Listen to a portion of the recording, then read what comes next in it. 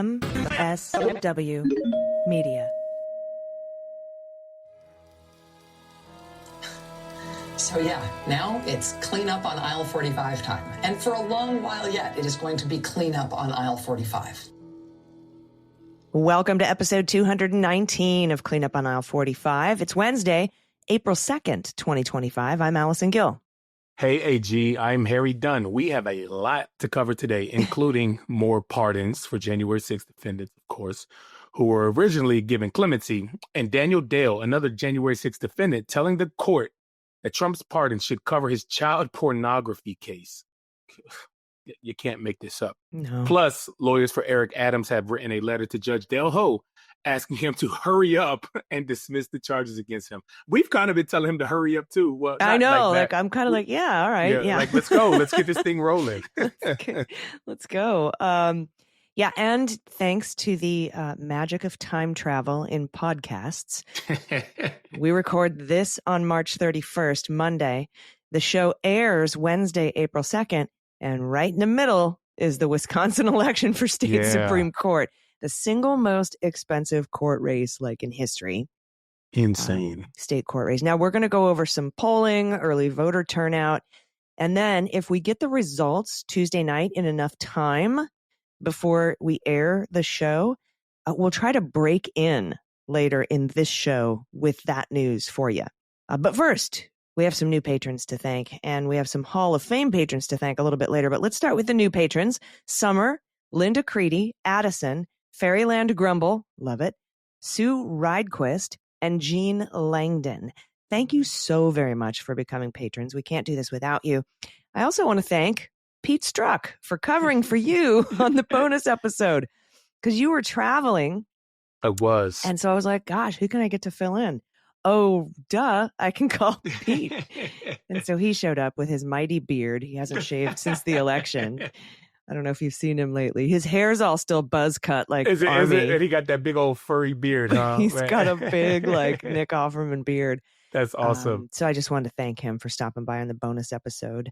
So patrons, I hope you enjoyed hearing Pete again. And if you want to become a patron and hear stuff like that, you can do that at patreon.com/aisle45pod, AISLE45POD. So Harry, you were traveling over the weekend. How did that go? Well, sorry, y'all. I literally left my laptop bag. I was trying to pack very light, and I had my laptop bag packed and everything, but I texted AG, and I was like, don't kill me. I left my laptop, so I wasn't going to be able to record.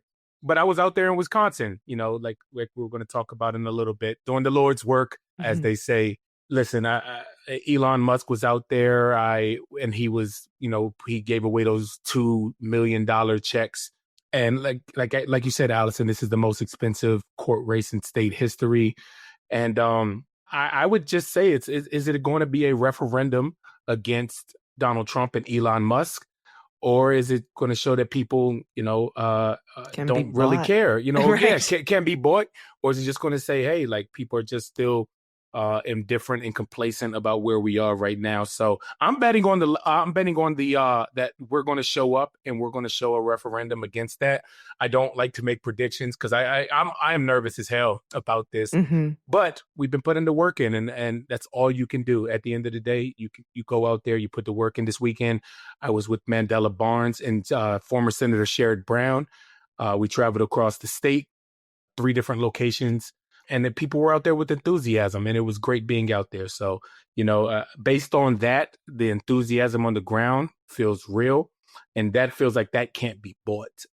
Yeah, Sherrod Brown's such a cool guy. I got to do. He really is. I got to do kind of a Zoom fundraiser for him and with him. Awesome. And the amount of cool people from Ohio that showed up, like Ed O'Neill, and like it was just awesome. But he's just Al Bundy. You mean Al Bundy? Al Bundy. Al Bundy, who looks the same as he did in the 80s. I don't know how he pulls that off. He must have some magic Paul Rudd dust hiding around or something. But he's Benjamin buttoning it, or I don't know what it is. But talk just for a second. I'm really curious to know what it's like to talk to Mandela Barnes, who ran against Ron Johnson in 2022.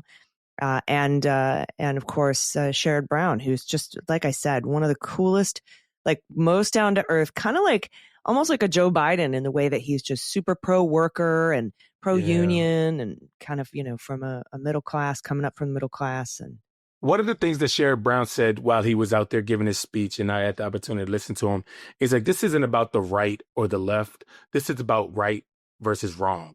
Yeah. And like you just said, he is so pro worker.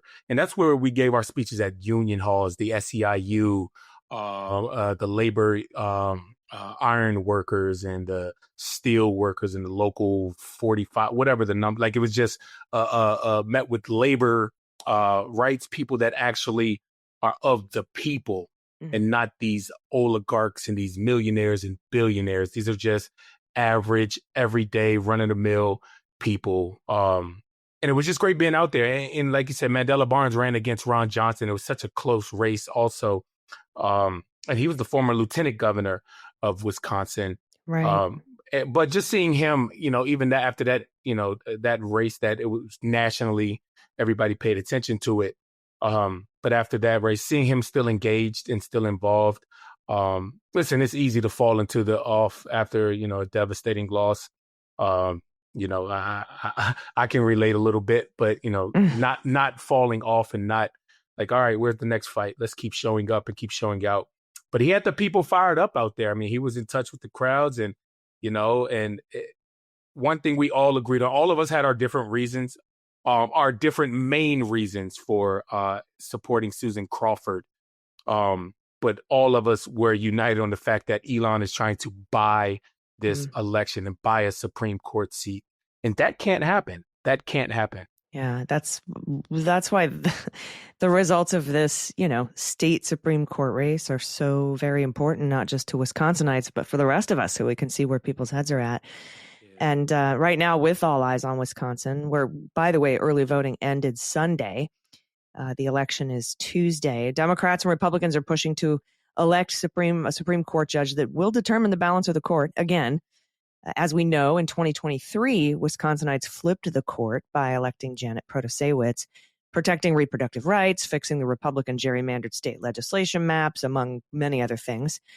And at the time, that election was the most expensive state Supreme Court election in history.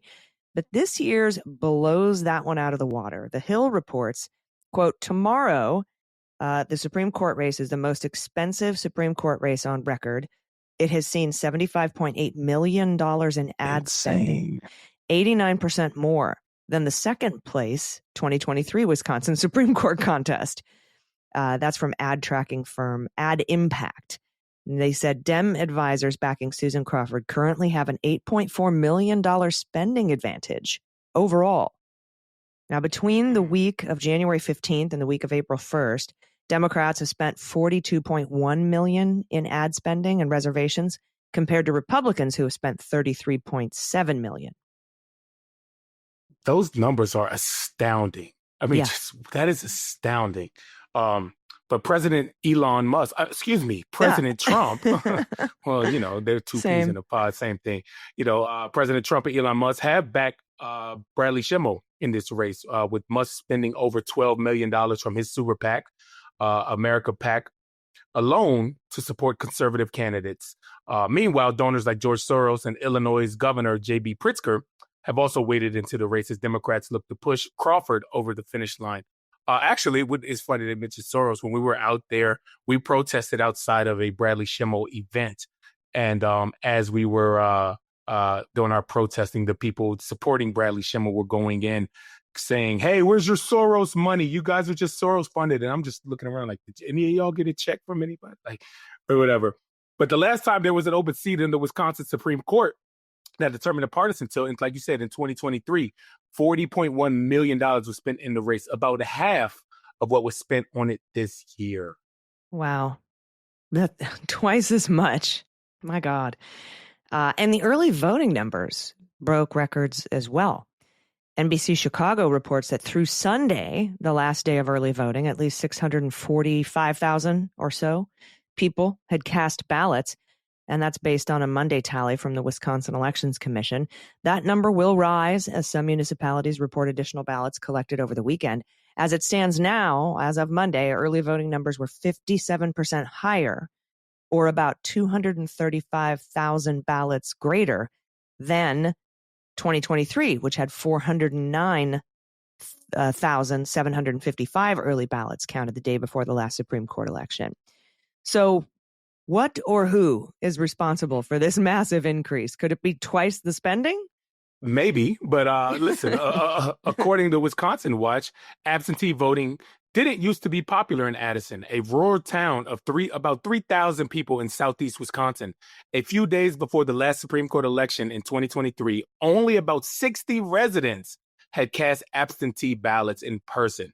This year, at the same point in the election cycle, that number was well over 300 people. That's like 5 times as many. 5-time increase. The sharp increase, they say, is due partly to Republicans' recent embrace of absentee voting, especially in the nearly 2-week period before Election Day when voters can cast absentee ballots in person.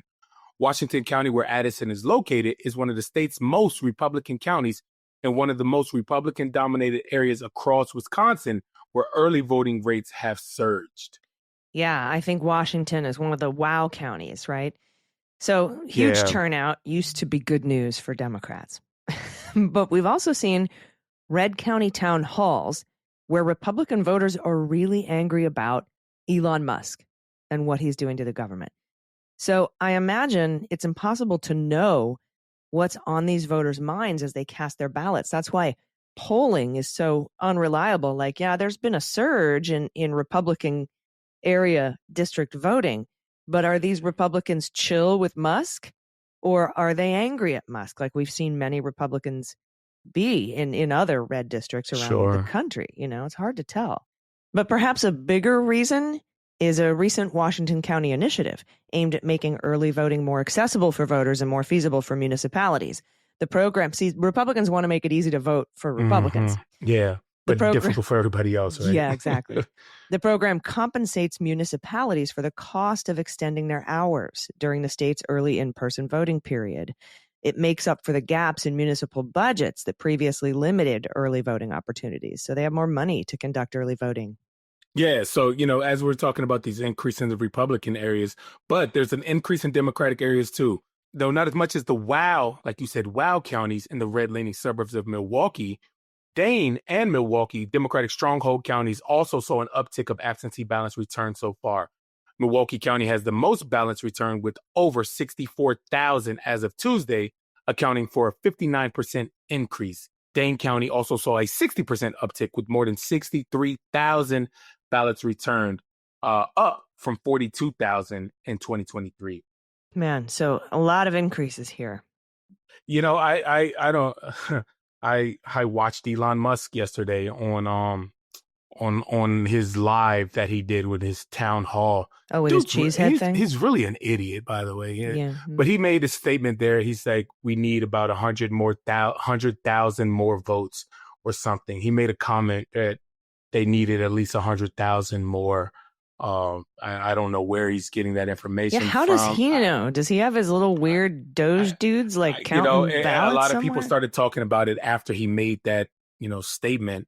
But I mean, is anything out of the realm of possibility when you're dealing with this guy? But if your vote didn't matter, they wouldn't be trying so hard to stop you from voting. So that's so true. Yeah, and like you said, we can't talk about this Wisconsin election without talking about the man trying to buy it, Elon Musk. Yeah. And we're going to go over that whole debacle, but we have to take a quick break. So everybody stick around. We'll be right back.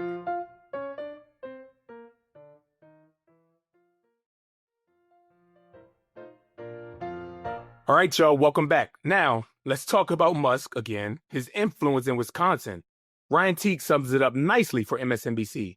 2 political action committees linked to Musk, America PAC and Building America's Future, have disclosed spending about $17 million on the Wisconsin race, while Musk donated $3 million to the state Republican Party, according to ProPublica. They and other big spenders have helped push the overall spending on this race alone to more than $80 million, making him the most expensive judicial race in American history. Yeah, but Musk didn't stop there. In true, quote, entrepreneurial fashion, he looked for other ways to influence the race. I say buy the race, but looked for other ways to influence the race. First, America PAC put together a 2-sentence petition, quote, in opposition to activist judges, unquote, offering $100 to any registered voter in Wisconsin who signed it, and another $100 for any voter who referred another person to sign it. In exchange, voters just have to submit their full name, email, mailing address, and cell phone numbers. All extremely valuable information for anyone running a get-out-the-vote effort, especially for low-turnout judicial elections. Officially, the giveaways are just for voters who signed a petition. But let's be real. The PACs wouldn't be doing this if they didn't think it would help Musk's preferred candidate, Brad Schimmel.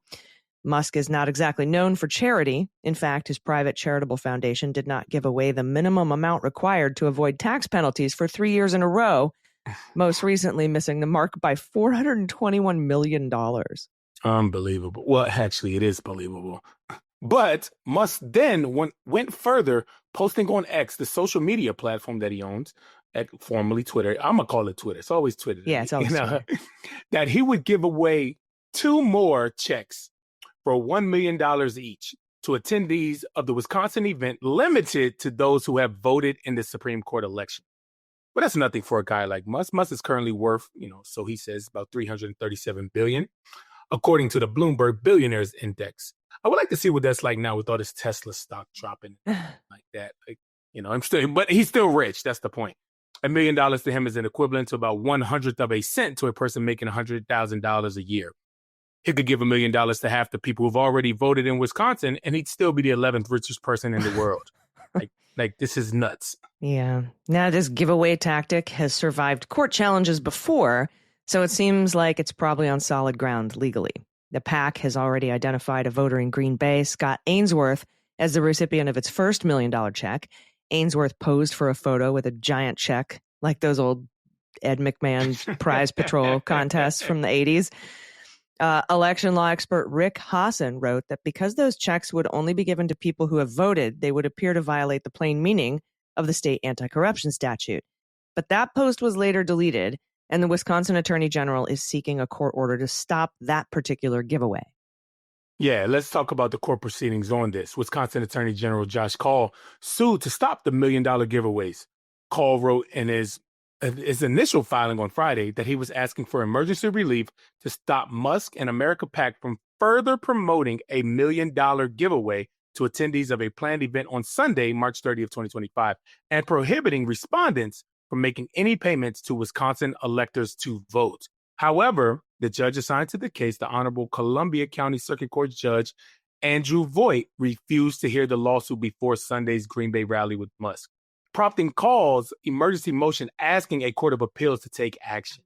Yep. And after that emergency motion was rejected, Call appealed to the Wisconsin Supreme Court to step in on Sunday, the very court that this election is about. The Wisconsin Supreme Court's order came just minutes before the event was set to start.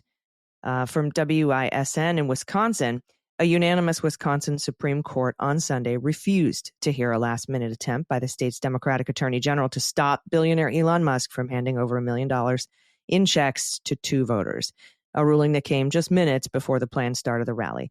The court did not provide a reason for rejecting Call's request. But I do want to big ups to everybody who called Josh Call's office and asked him to step Take in. action. He did. He absolutely did. did. The court turned him down. Yeah. But one of the winners openly admitted to being the president of the Wisconsin College Republicans. What? Musk initially said he would pay 2 voters each $1 million. He later backtracked and said the money would go to people who signed a petition to oppose judges who rule against President Donald Trump. Schimmel, the guy running as the MAGA judge against Crawford for the state Supreme Court seat, sought to distance himself from Musk's event in recent days. We have no plans to be there.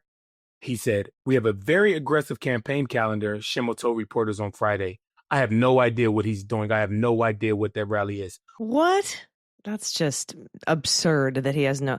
I don't even know who Elon Musk. Elon who? Elon Husk? I don't know who that is.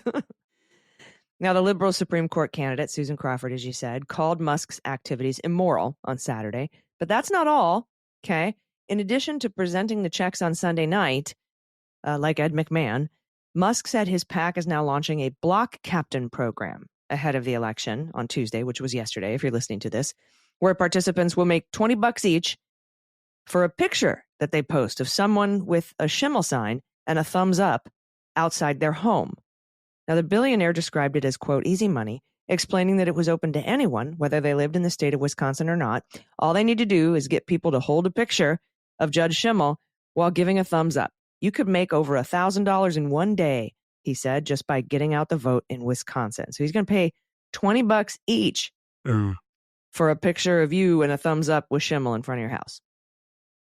Easiest Why in front of your money. house? Is he going to use like his satellites to find you? Like, I don't understand. Easiest money you ever made, Musk wrote on Twitter.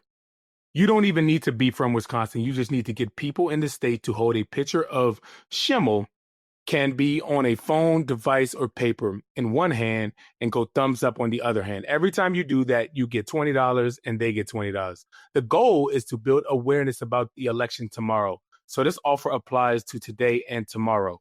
This is Elon's tweet that I'm reading. The phrase today and tomorrow refers to Monday and Tuesday. But if you actually read the terms and conditions from America on America's PAC website, it seems pretty clear that being a block captain is only open to registered voters in Wisconsin. Yeah, it's not clear why Musk said that anyone could get paid, even if they don't live in Wisconsin. But the billionaire does have a history of blatantly lying about things that are easy to look up. The terms on America PAC's website, which contain spelling errors, by the way, are also confusing when it comes to how someone might be able to get over $1,000. Lines like, quote, each household is limited to receiving one $20 payment don't really provide any clarity on what limitations exist for payment. The website also explains that photos taken near polling booths will also be eligible for compensation, but that's problematic because it's illegal to do any electioneering within 100 feet of a polling place in Wisconsin. So that could get thorny. And then will anyone see any money from this scheme? It's possible. But even if people get paid, America PAC wants everyone to know in the fine print, misspelled, that there are no guarantees, that you shouldn't expect anything quickly. And you shouldn't expect anything quickly. Except for a ton of emails soliciting more money from MAGA contributors. Yeah, I'm absolutely sure if you submit one of these pictures, you'll have to enter your phone number, your address, your email, your cell phone number, and then maybe your bank information. And then maybe at some point you might get $20, but only if you live in Wisconsin, even though he said you could live anywhere. It's a lot like what he was doing in Pennsylvania. Just very confusing, and I think that's on purpose so that it can't be nailed down legally. Yeah, maybe. That sounds about right because they didn't find anything wrong with it in Pennsylvania, so it's just him skirting around technicalities on what he can legally and not legally get away with. So yeah, and like you, I'm nervous about this because so much money is poured into this by Musk. So much surging in early voting in Republican counties, especially the WOW counties in Milwaukee suburbs, which are Republican strongholds. But then on the other hand, we have so many Republicans really not liking Elon Musk. But then we have a lot that do. And then we have a lot that just like money. Like there's so many factors. It's impossible to know. It's impossible to look at the early voting data and have any kind of idea what it means. I'm very glad that we have a 60% increase in the Democratic strongholds over 2023, which was a massive turnout for a April Supreme Court election. But it's just the answer here, because if Dems win, we could say, yay, we can beat money. We're more powerful than money. If they win, then they know that they can spend 1/1000th of a penny and buy elections around the country. And it also makes you wonder if they win this, damn, what more can we do? because, these oligarchs and billionaires, people not care enough about being controlled by them? I'm anxious as hell about this to see how this plays out. But, here we go. Yes. And right here, actually, coming up in a moment, we will break in with a Tuesday night update. I don't know if we're going to have a winner or not because it's tomorrow night when I'm talking about it. The magic of podcast time travel. We need a DeLorean. Yeah, we do. To go back and forth on this, but we'll give you an update right now. Breaking news, everyone. Breaking news. And joining me to break this news is my good friend, Harry Dunn. Harry, what's up? Hey, G, what's up? I am over the moon, ecstatic. My God. This is great news here. This is. So first, we can report NBC has projected and Decision Desk have projected that Susan Crawford has won the Wisconsin Supreme Court race. And so we're dropping this update in both Cleanup on Aisle 45 and the Beans. Yeah. But I wanted to say, hey, Beans listeners, we got Harry Dunn here. Hey, Beans. You have been working so hard on this election. Man, I've been out there 4 times since January. And, it was just more intense each time I went out there. The energy on the ground was so palpable. You could feel it from the first time I went out there all the way up until last week when I was on there with Mandela Barnes and Sherrod Brown. But, man, what energy on the ground, just watching the results, come in real time and just seeing the margins. I mean, it doesn't appear it's going to be a 2 or 3 point race. I mean, she's up in the double digits and, he'll start getting more, narrowing the gap as the Republican counties come in. But I mean, this sends a message right here. I mean, what you think? Yeah, no, it definitely sends a huge message. We've been talking about this message and wondering what it was going to be like leading up to this. And we'll talk about that message in a second. We're only going to be on here for like 5 minutes with this update. Yeah. I also want to report that the superintendent of public schools election in Wisconsin right now, the liberal Underly, is winning against the school voucher lady, Brittany Kinzer, by a small margin, though that race has not been called yet. And then they have called voter ID requirements in Wisconsin. That has passed. It was already a law, but now they're enshrining voter ID requirements into the Constitution, making it a little harder to overturn. So I wanted to go over that. And I also wanted to touch on the fact that we lost both Florida House seats, but these are 30-point red counties, and we lost them by 10 or 15 points tops. And that has got Republicans shaking in their boots, because if you think about all of the swing districts coming in the midterms that are 5-point Republican, 7-point Republican, 10-point Republican, this does not bode well for Republicans, what happened in Florida tonight. And I just wanted to take a quick minute to say thank you to Florida Democrats for all of the work you put in. It was not for nothing. It is so important that we were able to close the gap this much. It was such incredible work. I'm so super proud of our friends in Florida. Yeah, they answered the call there. Like you said, a lot of people just going to look at that initially and just see, oh, we lost Florida. But they don't know that, that seat was won by Republicans by 30 points, like you said. And to close the gap 20 points, like you said, when you start talking about the margins in these close states, Florida's not a swing state. But let's start talking about that in Wisconsin and in Nevada and Arizona. And as those margins get closer, listen, this is a message. This is a message. And listen, a lot of people may hang their head, but paying attention to the bigger thing. Listen, change is incremental. Yeah. And I mean, that's a hell of an increment to improve 20 4 months. Yeah. In 4 months. In 4 months, from November to losing by 30 to losing by 10 now. You talk about improvement. But we can't stop. We got to keep our foot on the gas. The momentum is on our side all the way up until 2026 and beyond. We have to keep the foot on the gas, on the accelerator, all gas, no brakes, Yes, agreed. And coming back to Wisconsin as we close out this breaking news segment for the Cleanup on Aisle 45 Daily Beans podcasts, Crawford was outperforming Biden's margins from 2020 when, and that was important. And Schimmel was underperforming in like the WOW counties. Like, hats off to Democrats in the WOW counties, because you really closed the gap there too. And this is super significant. It's important. But the biggest important message, you and I have been talking about it for weeks and weeks now, is fuck Elon Musk. Fuck Elon Musk. You cannot buy us off, you piece of shit. Yeah. And you know what? It's unfortunate that we didn't realize that in November. Listen, I am pissed off at the world. I'm pissed off at America for failing me and us on November the 5th. But you can't stay there. And that's why it's important. That's why, like I said, in the beginning of January, I hit the road and said, how can we continue to fight? And listen, we have to keep this energy, y'all. Like, we have to keep their governor races later this month. Later in the year, 2025. And obviously the midterms will be here before you know it. So, listen, do a victory lap real quick, pump your fists, put your tweets out, your post on Blue Sky, big old high fives all around. Drink your bourbon like I'm doing. Allison can confirm right now. Straight out of the Waterford right decanter. Out of my decanter. I'm celebrating. But you know what? We get back to work. I'm hitting the road. Got a flight tomorrow, headed out to Nevada to get in some good trouble out there. So we got work to do, y'all. It doesn't stop. Let's enjoy this. And let's remember why we're here now.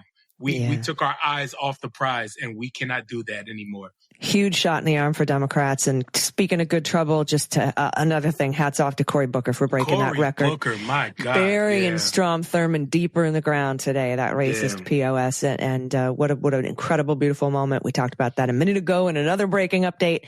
But a great day all around. And I think that this is going to help carry us forward to do the good work and do the good trouble. Harry, thank you so much for all the work you did in Wisconsin. It paid off, my friend. Thank you, my friend. Thank you. And you're doing the work too. Like that empty chair that you did was fantastic. Like, you go, girl. Thanks, man. All right, everybody. Now back to your regularly scheduled program.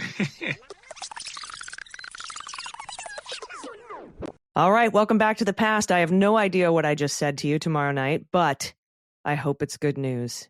And we still have more a show to get to, but we have to take another quick break. So everybody stick around. We'll be right back.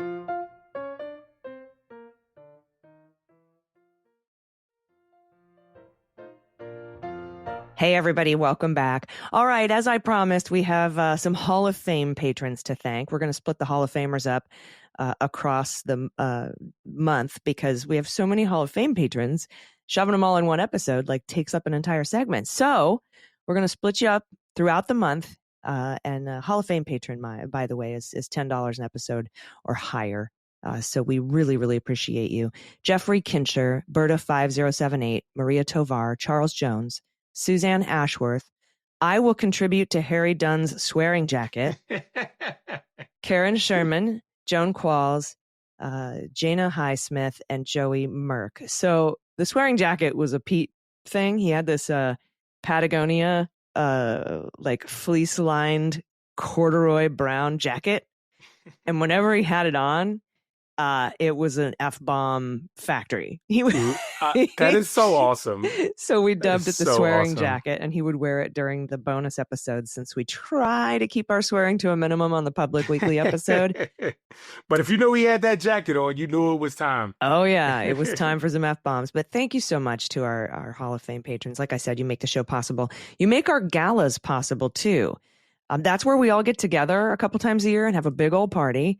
And we buy you food, and there's an open bar. It's super fun, and it's only for patrons. You don't even have to be a Hall of Fame patron. Any patron can come to this, and you can become a patron at patreon.com/aisle45pod, AISLE45POD.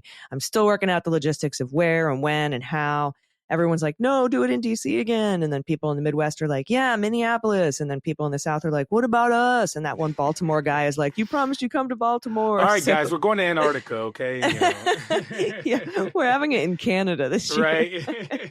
That might not be a bad idea. To support our friends in the North. But yeah, if you're not a naturalized citizen, you might not get back. So perhaps we should have it in the lower 48. Anyway, let's talk about some January 6th pardons. Now, on March 26th, David Paul Daniel, January 6th defendant, separately charged with possession. I think I called him Daniel Dale. His name is David Paul Daniel. Sorry. Paul Daniel. I think we were wrong in the script earlier. Our apologies. Self-correction, imminent. A January 6th defendant separately charged with possession of child pornography says that Trump's pardon should cover the porn charges too, since the evidence came from a January 6th related search by the FBI. This is from his motion. David Daniel moves to dismiss the indictment. Mr. Daniel was prosecuted for alleged crimes committed. Alleged crimes? No, they're no longer alleged, sir. They're not. Committed at the U.S. Capitol on January 6, 2021. He was pardoned for those crimes, and that case was dismissed. This sounds like a fourth grader. Pursuant to the executive order dated January 20th, 2025. How I was pardoned last summer by Daniel. That is hilarious. The charges here are unrelated to the January 6th case. Okay, so they admit that. Mr. Daniel does not argue that the pardon directly reaches this case. Rather, the pardon requires dismissal because this case is entirely based on evidence that was seized pursuant to search warrants obtained exclusively in furtherance of that now pardoned January 6th case. This puts the matter in a unique posture and presents an apparently unprecedented legal question. Does it? Is it unprecedented for a defendant who's been pardoned to try to get it to pardon some stuff he did in 1986 or whatever? I don't think so. And also I have to say, if I were his lawyer, I wouldn't be arguing about the evidence being fruit of the poison tree. Yeah. I'd be arguing about the three other dudes that got their unrelated charges dismissed. Sure. The lenity and like analogous cases, people similarly situated got their shit pardoned. So I don't know what it goes on. There's more, right? Yeah, but real quick, the thing about those the fruits and the poisonous tree, like you just talked about, and I remember sitting down in Georgia in my FLETC class when I was going through officer school and learning about the Fourth Amendment. That's the fruits of the poisonous tree relates to illegal searches and seizures. Everything was legal. The officers acted in good faith. It was valid. It was a signed off warrant. So nothing they did was illegal. It was right. You just are forgiven for your crimes of on or around the Capitol on January 6th. Right. That's this what the pardon says. Reminds me of people who are like, no, you got to dismiss my drug crimes, bro, because the guy didn't say he was a cop. Like, that's not how it goes. That's not how it goes. But his motion goes on to say the government and a handful of other similar prosecutions has dismissed or sought to dismiss its indictments. For the reasons cited here and in the government's briefs in similar cases discussed below, the court should dismiss this case. It is based on evidence that the government improperly obtained. They did not improperly obtain it because the law is now that the January 6th cases were invalid from the onset. No, that's not what it says either. That's not what a pardon is. This dude is an idiot. So wait, he's contesting that there's a new law that says January 6 cases were invalid? That's not a law. That's a memo from Pam Bondi. Unbelievable. Therefore, the operative warrants should have never been issued, and the evidence necessary to sustain this case should have never been seized. In the alternative, Mr. Daniel moves to suppress all evidence obtained from and derivative of the government's January 6 related searches, which is all of the relevant evidence. It's all of my child pornography in this matter. Yeah. Now, if let's say they went into your house without a warrant. Okay. Now we talking. Now you got something. But they're saying that the law is now that January 6 cases are invalid, so the search should have never happened. But you can't do that ex post facto. What do you get? The judge to go back in a time machine and tell the agent who's about to issue the warrant, no, sorry, in the future, we determined this case wasn't valid? No, and it's not even a law. It's just our new attorney general said so. Like, what Correct. And that's why there's really no more of an explanation in here. They do say, here's a timeline. On November 30th, 2023, investigators executed the D.C. search warrant and seized Mr. Daniels' Apple iPhone 14 plus an electronics laptop computer, a MacBook laptop computer, 2 iPads, certain items of clothing. This guy's got money. And an Asus laptop computer. It's a lot of laptops. See FBI receipt for property. On November 30th, 2023, same day, during review of the Asus laptop computer and iPhone 14 Plus, investigators in the DC case allegedly observed images. No, it's not alleged anymore. It's not. Of a nude minor female. Drug paraphernalia and firearms. Based exclusively on this, the government initiated a separate investigation into Mr. Daniel. Yeah, that's all proper. Yeah. So he's not denying it at all. But then he brings up the other 3 cases I was talking about in which rioters had their unrelated crimes dismissed and says, although the crimes for which Constianus, who we talked about last week, Ball and Brown were charged in Maryland and Florida and were unrelated to the January 6 charges, the government concluded that the executive order, the pardon, required their dismissal because they were based on information discovered by the government during a January 6th related search. Now, while there's no good argument here that the pardon should cover this crime, I think that the more valid argument, although I still disagree with it, again, comes from the fact that the other rioters got their unrelated charges dismissed because Trump's Department of Justice is just completely inconsistent on these cases. It's just arbitrary. They're drawing these arbitrary lines like, well, gun charges, dismiss those. Porn charges, keep those. Yeah, keep those. The guy who tried to kill FBI agents, keep those. Like, what are you basing it on? Are you basing it on whether it was a violent crime or and they haven't based it on anything. They're just capriciously and arbitrarily, which capriciously, look at that. Which courts hate. Courts hate that. Capricious and arbitrary stuff. They don't like that. It's just being like, yeah, well, we really like Mr. Daniel's car. He's a Tesla owner, and so, child pornography, schmild pornography. Let's give him a break. No, like it doesn't make any sense at all. There's no rhyme or reason to it. But if I'm this guy's lawyer, I'm saying you dismiss these other 3 guys, and no reasons given for why their crimes are covered by the pardon, but this one isn't. So you got to be consistent in the law.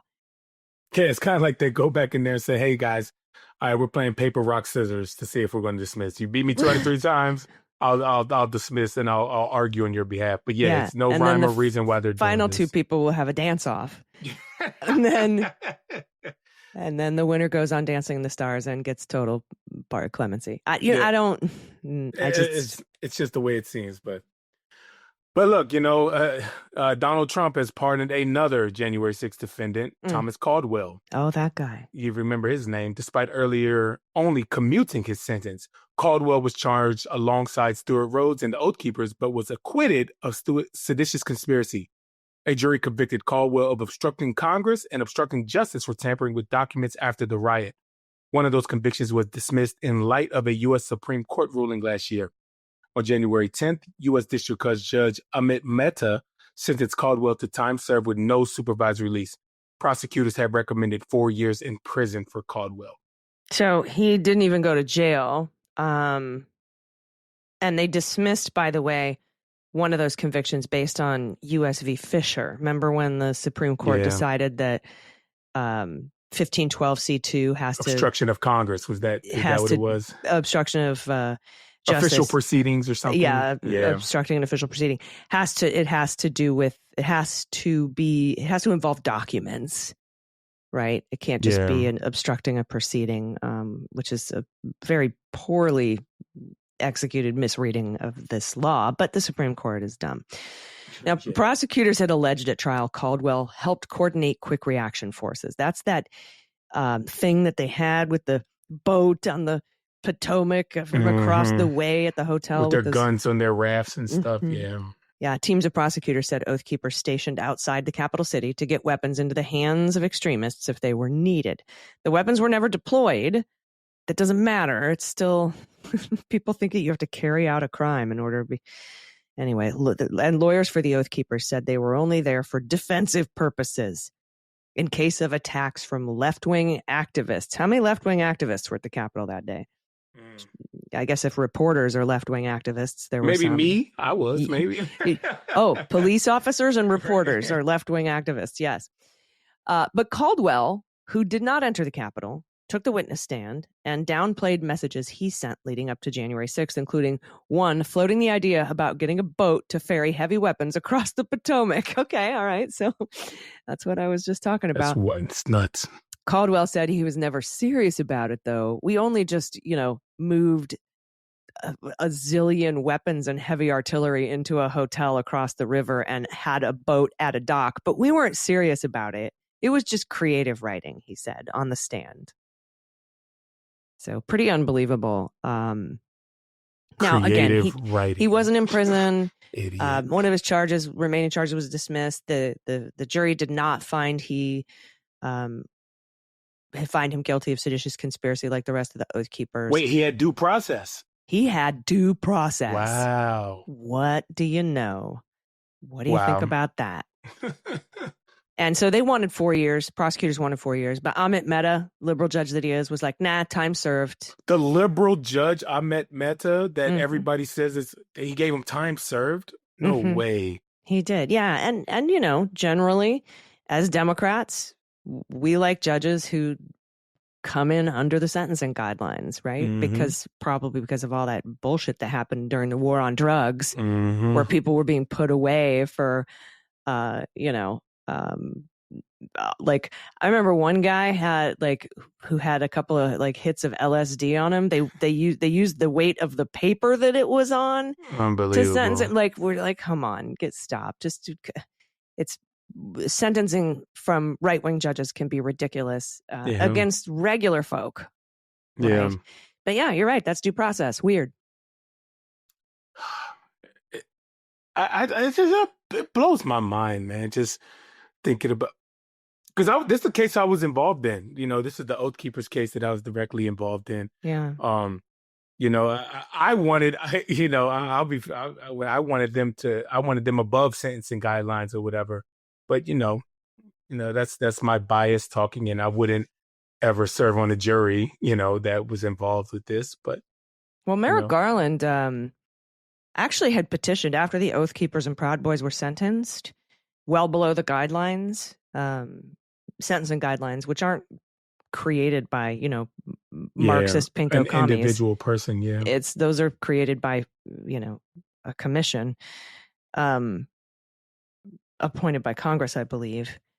But Merrick Garland actually had filed, or maybe it was Jack Smith, said Merrick Garland would have had to approve it, filed for reconsideration of the sentencing.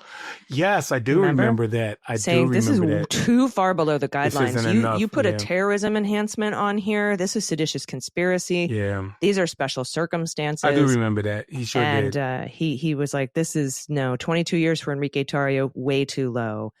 18 years, 14 years in some cases. Some guys got 11 and 7 years.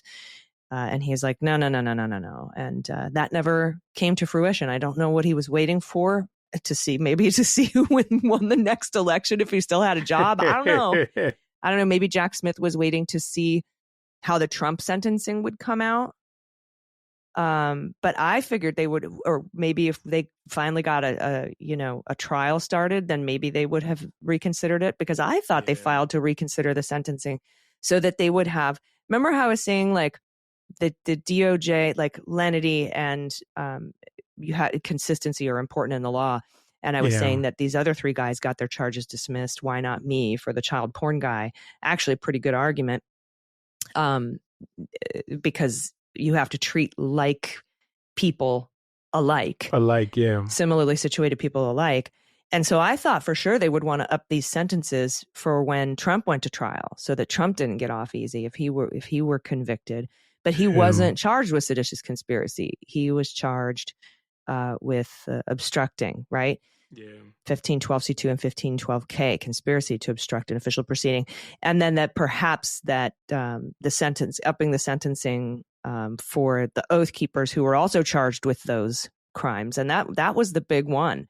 It even had more time than seditious conspiracy attached to it, because it's a 20-year max sentence, and you add the terrorism enhancement. So maybe they wanted to try to push to get these guys a higher sentence so they could ask for an even higher sentence for Trump. Against Trump. Because if you're the leader of the conspiracy, there's a sentencing enhancement for that too. That makes sense. Yeah. That's why Ontario got so much time when he wasn't even at the Capitol that day. So, but none of that happened.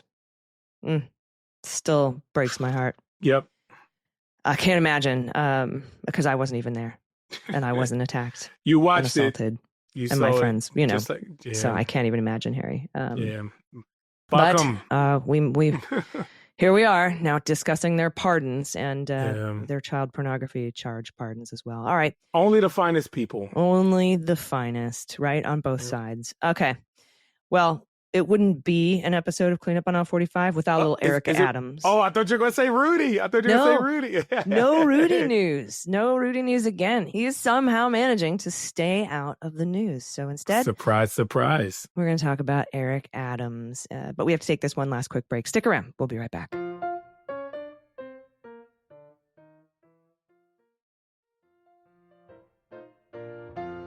All right, everybody, welcome back. Like I said, it wouldn't be an episode of this show without some Eric Adams shenanigans. This is from Politico. With days left before a critical campaign deadline, New York City Mayor Eric Adams is urging a federal judge to toss his five-count bribery case so that he can run unencumbered, because he's doing so well in the polls already. Yeah. His criminal defense attorney, Alex Spiro, penned a letter Monday to Judge Dale Ho saying Adams wants to proceed with his reelection bid without the criminal case hanging over his head. Really? Shouldn't have been a criminal. Because earlier he wanted it dismissed without prejudice, so it would be hanging over his head. They don't know. They can't get out their own way. I know. At issue is an April 3rd deadline for candidates competing in the June 24th mayoral primaries to submit at least 3,750 signatures to the New York City Board of Elections. While Adams has shown few outward signs of operating a functioning campaign, he has said he is collecting requisite petitions. Adams' chances appear to be in serious doubt as he trails former Governor Andrew Cuomo in the polls, has a 20% approval rating, and was denied public matching funds. We talked about that on one of the previous episodes. Public matching funds of more than $4 million. Yeah, and I think there's still $3 million unaccounted for in his campaign coffers. Oh yeah, he can't. Yeah, he can't. Hey, the math isn't mathing. Yeah, the math isn't mathing. Yeah. Remember Chevy Chase? I was told there'd be no math. All right, contributing to his popularity slump is his relationship with Donald Trump. That rhymes. That's nice. We could rap about that. Slump with Trump. Just Slump give me a Trump. beat, and we'll whose Department of Justice moved to dismiss the mayor's case in February following months of overtures from Adams and his team. The interim prosecutor on the case, Danielle Sassoon, resigned in protest of what she called a quid pro quo over Adams' support for Trump's deportation agenda. Now, Spiro, that's Adams' lawyer, has denied that there was any deal between the mayor and the White House, even though there was a meeting and notes were taken, and even though there was a memo sent to Danielle Sassoon that said it was a quid pro quo. Daniel Ho, who must sign off on the decision to drop the charges, brought in outside counsel last month to advise him on his options. That's attorney Paul Clement.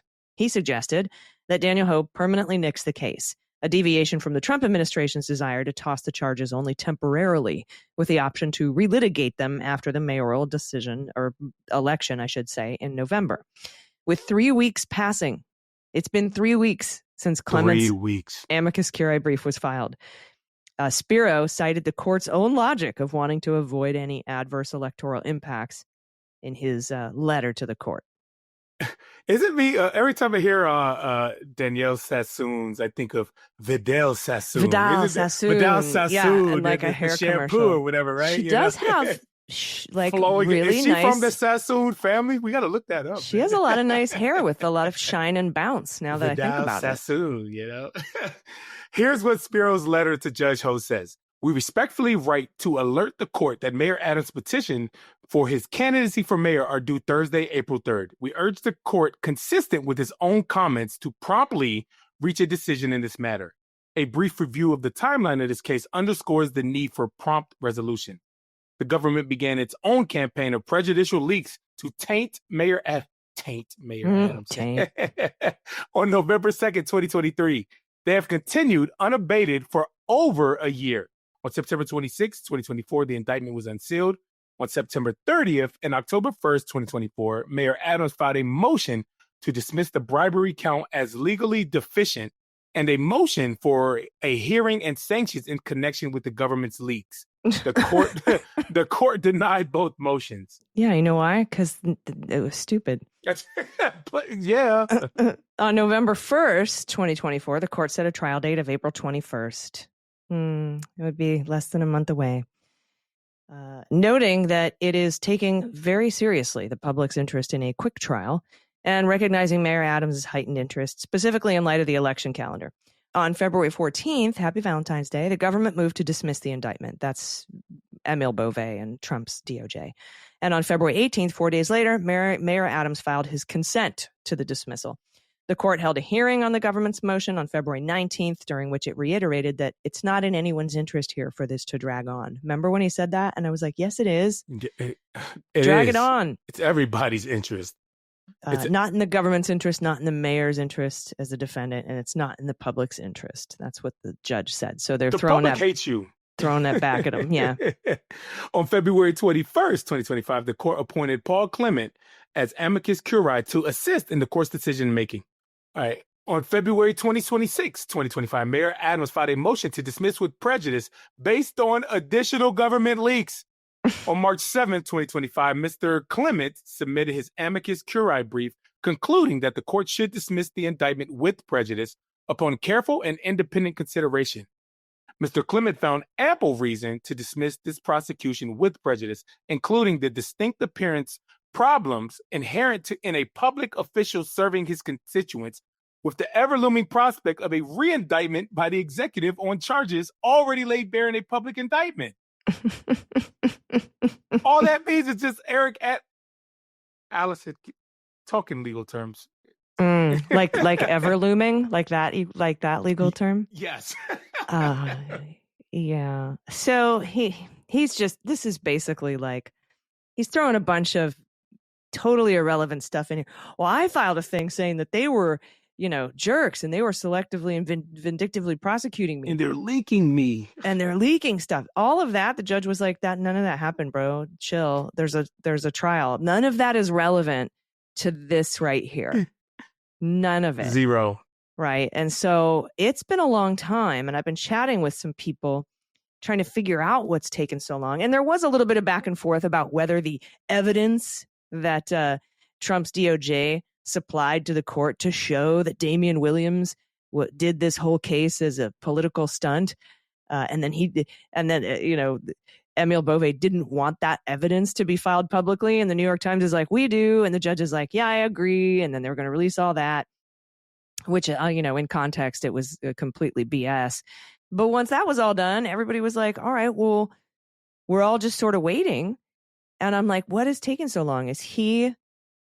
Because I feel like if he were going to take Paul Clement's advice and dismiss with prejudice, he'd have done it real quick. Yeah. So is he thinking of not dismissing and writing a big old long 103-page thing about why he disagrees with his amicus curiae that he appointed and why he disagrees with DOJ? It's 3-1 right now. Yeah. It's Eric Adams responsible for updating the docket too. Like, what does the docket say? There's nothing. This is crazy. Yeah. So he's just waiting to put his decision out there, or is he writing a big old long thing to agree with Clement and say why he's not following the letter of the law to dismiss, to refuse to dismiss under 48A? Because this, in my opinion, legally shouldn't be dismissed. In which case the DOJ would sit and do nothing for 70 days. And then Eric Adams would file a motion for violating his speedy trial right. And it would then be dismissed with prejudice. But that seems like the legal proper route to go. Yeah. So I don't know what Judge Ho is doing right now. I just looked it up. He still hasn't said anything on it. Still sitting on it. But that letter went out. So I think maybe by the time we meet again, Harry, we might have a decision on this case. Here's hoping. Yeah, I mean, listen, I am so sick of Eric Adams. Like this, I mean, by this time, the damn election is going to be here, and we're still going to be waiting on a damn briefing from the court. But either way, Eric Adams is a scumbag, and he's going to be out of office after this election. New York he deserves doesn't better. have a chance in hell of winning. Yeah. A guy who sexually harassed 20 women is beating him by like fucking 50 points. Exactly. That's insane. So, in the polls, I don't know.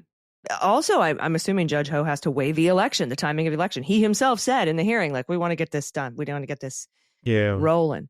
Now, if there were a trial, that would start April 21st. That'd be after this election deadline. So he wasn't, and there really should be no election timeline consideration for these proceedings because he's already been indicted. Yeah. What you don't do is you don't do overt investigatory steps within a certain time frame before an election, not like election deadlines that are 8 months before the election even happens. So I don't know what he's doing, but it's taken a while. What did Judge Chutkan say to Trump? I'm sorry, you're running for president during my or something. My trial, my trial or something like that. Like, right. No, I'm not holding trial during your election. You're running for president during my trial or something like that. Right. Yeah. Mm-hmm. So anyway. That is the Eric Adams update. That's all we have for you today. That's what we have as the Bronx week. Turns, you know. Yeah. Oh God, these are the days of our mayor, right? Oh, geez. It is drama. It's just so much drama. I miss the nice, quiet, boring days of quiet politics. I do. Well, can't be too quiet. We're going to have to jump in here for some breaking news to report about the Wisconsin election real soon. So. Oh, well, yeah. We tomorrow, and that would have been earlier in the show. So yeah. Yeah. So y'all listened. Y'all heard that. So yeah. We're feeling really good right now. I hope this is me saying this now. Congrats, or we're super sorry. I don't. Man. Like so. I can't do a proper emotional reaction until the results actually happen. I'm just not that good of an actor, but. Anyway, thanks so much. Thanks to our patrons. Thanks to our Hall of Fame patrons. Harry and I'll see you this weekend for the bonus episode. Do you have any? Speaking of, I'll be on West Coast time when we record the bonus. I'm headed to Carson City, Nevada. It seems like around these state houses, they are doing proclamations. Setting the record straight on January 6th. Minnesota Maryland, just did one. Yeah, Minnesota just did it. I was in the chamber when Maryland did it, and now Nevada is doing the same thing.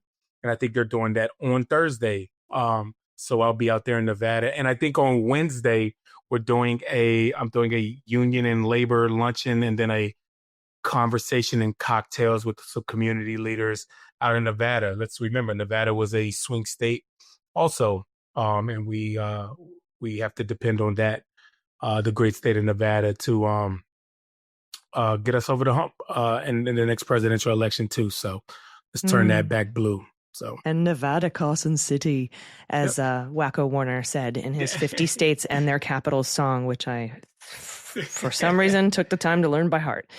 So I'll be on West Coast time when we record. Very cool. Yeah, a lot of people don't know Carson City is the capital. Everybody always says Vegas, and they say Reno, and then it's Carson City. So no, it's Pahrump. That's the capital. Pahrump. All right, everybody. We'll see you next week. Thanks so much for listening. I've been Allison Gill. Harry Dunn. Thanks, y'all. Cleanup on Aisle 45 is written, researched, and produced by Allison Gill, with editing by Molly Hockey. Our art and logo design are by Joelle Reeder and Moxie Design Studios, and our music is composed and performed by Adam Orr. Cleanup on Aisle 45 is a proud member of the MSW Media Network, a collection of creator-owned podcasts dedicated to news, politics, and justice. For more information, visit mswmedia.com.